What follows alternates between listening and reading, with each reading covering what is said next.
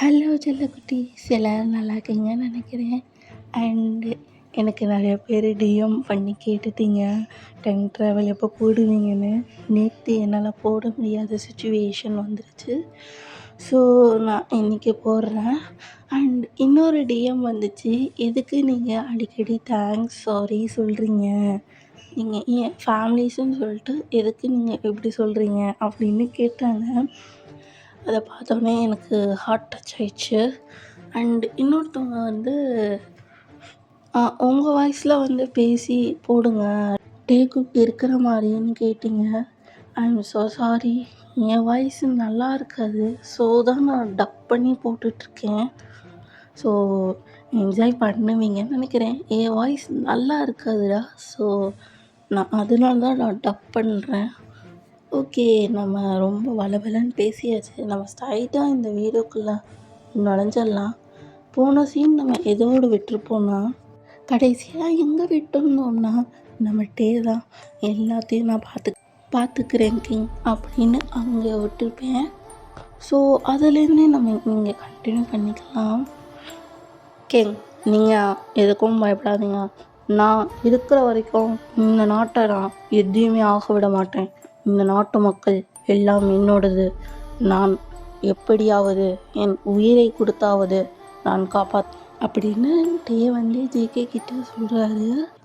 இப்போ ஜேகே அதுக்கு நல்ல விஷயம் எம்பரட்டே, எந்த விதமான உயிர் சேதமோ வந்துடக்கூடாது எம்பரட்டே, இதை மட்டும் நீங்கள் ஞாபகம் வச்சுக்கோங்க. நம்ம நாட்டு மக்கள் நம்மளுக்கு முக்கியம். நம்ம நாட்டு எப்பயாச்சும் ஜெயிச்சே ஆகணும். இந்த போர் ரொம்ப முக்கியம். ஸோ கட் பண்ணி ஓப்பன் பண்ணால் வாரதான் காட்டுறோம். இப்போ டே தான் எல்லாத்துக்கும் இன்ஸ்ட்ரக்ஷன் கொடுத்துட்ருக்காரு. படை வீரர்களை தாக்குங்கள். ஸோ அப்படின்னா அந்த டே வந்து இன்ஸ்ட்ரக்ஷன் கொடுத்துட்ருக்காங்க. இங்கே போர் ரொம்ப பயங்கரமாக போயிட்டுருக்கு. இப்போ ஜேகே நாடு தான் ஜெயிச்சிருச்சு. ஜேகே ரொம்ப ஹாப்பியாக இருக்கார். எம்பரட்டர், ரொம்ப நல்ல காரியம்தான் பண்ணிக்கிங்க. நம்ம மக்களுக்கு எந்த சேதாரமும் ஆகாமல் நம்ம இந்த வார் ஜெயிச்சிட்டோம். கிங், இந்த நாட்டுக்காக நான் என் உயிரோட கூட நான் தயாராக இருக்கேன் கிங் அப்படின்னு டே இங்கே வந்து சொல்கிறாரு.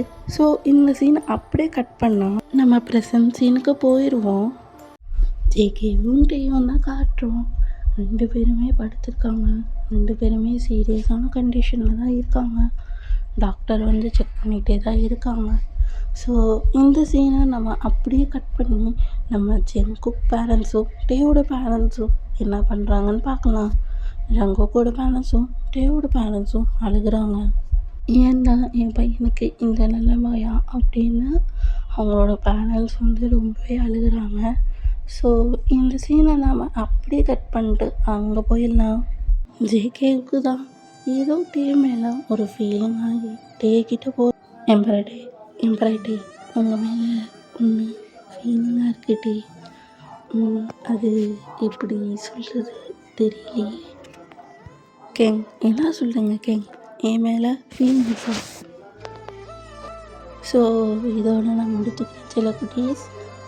நெக்ஸ்ட் பார்ட் சீக்கிரம் வந்துடும். அண்டு என் வாய்ஸில் கேட்குறவங்க வந்து என்னை தயவு செஞ்சு மன்னிச்சுக்கோங்க. என் வாய்ஸ் நல்லா இருக்காது. இங்கே பார்த்தீங்களா, என் வாய்ஸே இப்போ உள்ளே போயிட்டு வருது. ஸோ நான் டப்பிங்னா சொல்கிறது என் வாய்ஸை தான்.